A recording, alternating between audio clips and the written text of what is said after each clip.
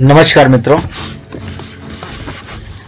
आज हम आनंद मोहन सहाय जी के बारे में जानेंगे, जो आज़ाद हिंद फौज के जनरल सेक्रेटरी थे।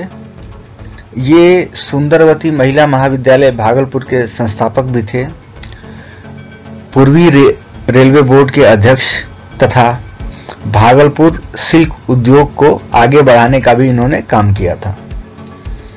उसके विकास में इन्होंने काम किया था, उसके स्थापना में भी काम किया था। 1949 में आनंद मोहन सहाय थाईलैंड के हाई कमिश्नर बने और 1963 में वे मॉरिशस के राजदूत रहे। अपनी सेवानिवृत्ति के पश्चात वे किसानों के हित और सामाजिक कार्यों में मृत्यु पर्यंत लगे रहे। तो आज हम इनकी जीवनी जानेंगे पूरी।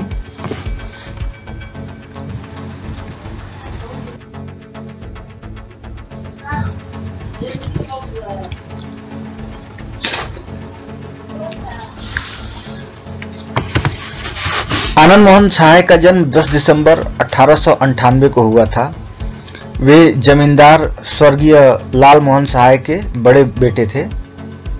उन्होंने सीएमएस स्कूल भागलपुर से मैट्रिक परीक्षा और टीएनजे कॉलेज से आईएससी की परीक्षा पास की। आईएससी मतलब इंटर साइंस से होता है। इसके उपरांत पटना मेडिकल कॉलेज में नामांकन लिया, लेकिन 1921 ईस्वी में कांग्रेस में शामिल होने के लिए परीक्षा छोड़ दी। वे गांधी जी के साबरमती आश्रम में रहे और कांग्रेस के सच्चे सिपाही बने। कांग्रेस के स्वयंसेवक के रूप में वे गांधी जी के संपर्क में आए।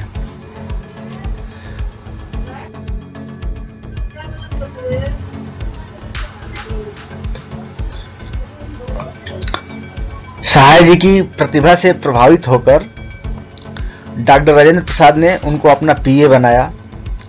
राजेंद्र प्रसाद के पीए के रूप में 1922 ईस्वी तक कार्य किए। ब्रिटिश सरकार 1922 में उन्हें चिकित्सा अध्ययन के लिए अमेरिका जाने नहीं दिया।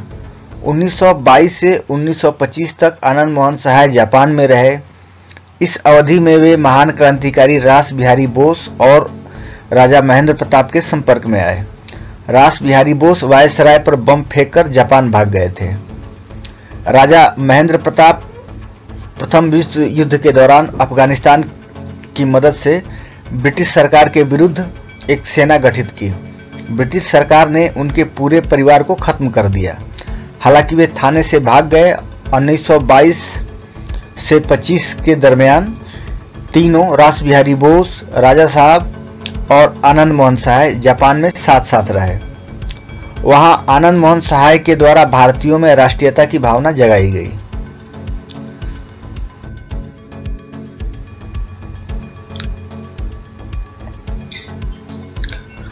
आनंद मोहन सहाय 1925 ईस्वी में भारत लौटे और भारत के प्रमुख नेताओं गांधी, नेहरू, सीआर दास, राजेंद्र प्रसाद, मौलाना आजाद, सुभाष चंद्र बोस से मिले। गहन विचार विमर्श के बाद सहाय ने कार्यक्रम की एक रूपरेखा तैयार की और उन्होंने जानकारी दी कि जापानी ब्रिटिश सरकार के समर्थक हैं।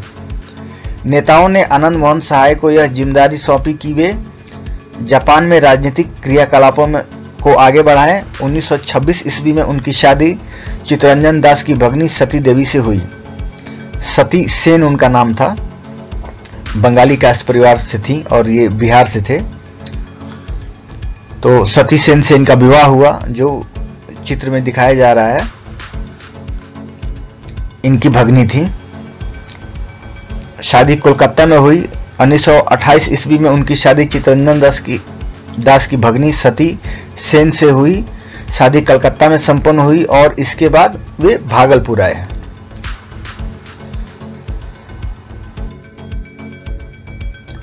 उन्नीस 1927 में पत्नी के साथ जापान गए और दोनों ने मिलकर वॉइस ऑफ इंडिया नामक समाचार पत्र प्रकाशित किया।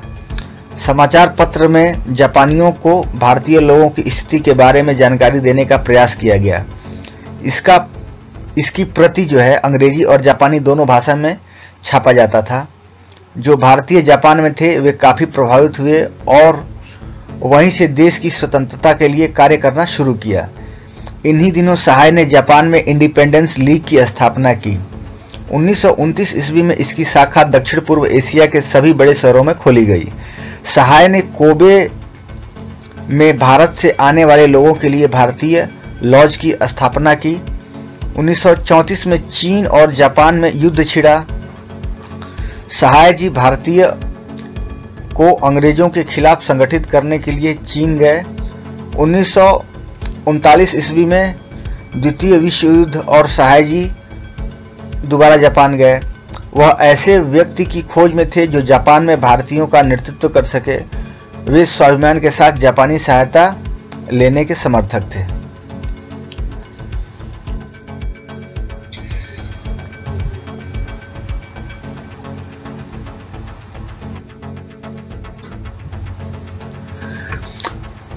रास बिहारी बोस जापानी सरकार के एक बहुत बड़े समर्थक थे। सहाय जी ने भारतीयों का नेतृत्व करने के लिए सुभाष चंद्र बोस से संपर्क करने का निर्णय लिया। सहाय जी ने इस कार्य के लिए अपनी पत्नी सती को कलकत्ता भेजा।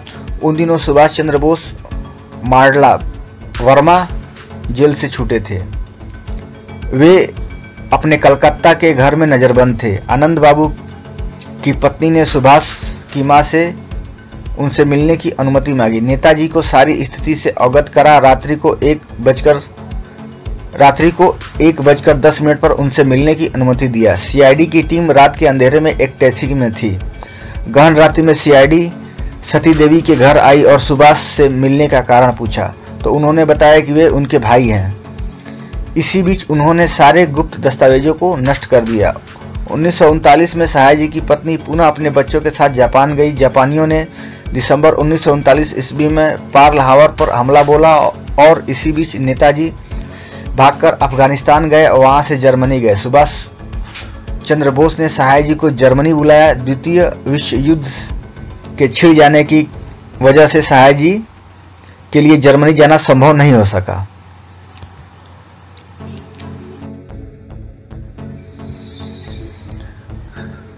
आजाद हिंद फौज का गठन सिंगापुर में किया गया था, जिसके प्रथम कमांडर मोहन सिंह थे, परंतु जापानियों से मतभेद होने के कारण उन्हें हटा दिया गया था।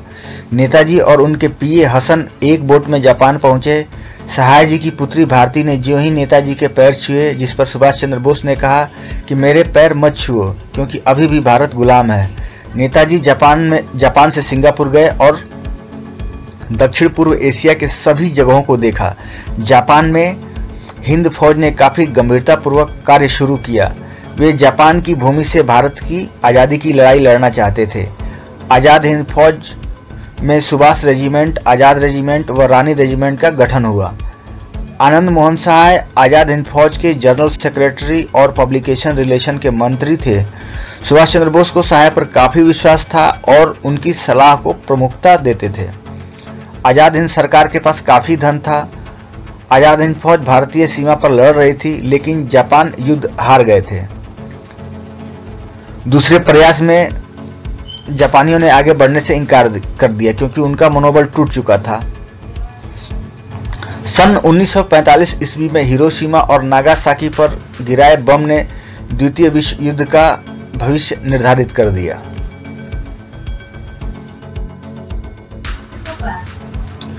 युद्ध की समाप्ति पर सहाय को साइगोन में गिरफ्तार कर लिया गया। उनकी पुत्री भारती को घर में नजरबंद कर दिया गया।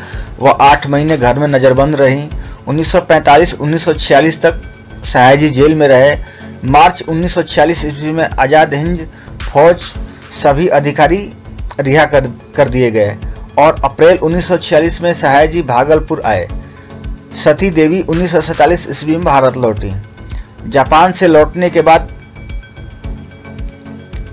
1949 ईस्वी में नाथनगर में बालिका विद्यालय की स्थापना की। आनंद मोहन सहाय सुंदरवती महिला महाविद्यालय भागलपुर के संस्थापक सदस्यों में से एक थे। सहाय जी पूर्वी रेलवे बोर्ड के अध्यक्ष भी रहे। उन्होंने भागलपुर सिल्क उद्योग के विकास के लिए उद्यम किया। 1949 ईस्वी में आनंद मोहन सहाय थाईलैंड के हाई कमिश्नर बने और 1963 ईस्वी में वे मॉरिशस के राजदूत बने रहे। अपनी सेवानिवृत्ति के पश्चात वे किसानों के हित और सामाजिक कार्यों में मृत्यु पर्यंत संलग्न रहे।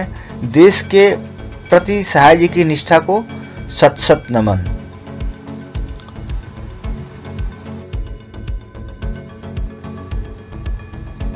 तो कैसा लगा आपको ये वीडियो कमेंट करके जरूर बताएं और इस वीडियो को अपने मित्रों में शेयर करें।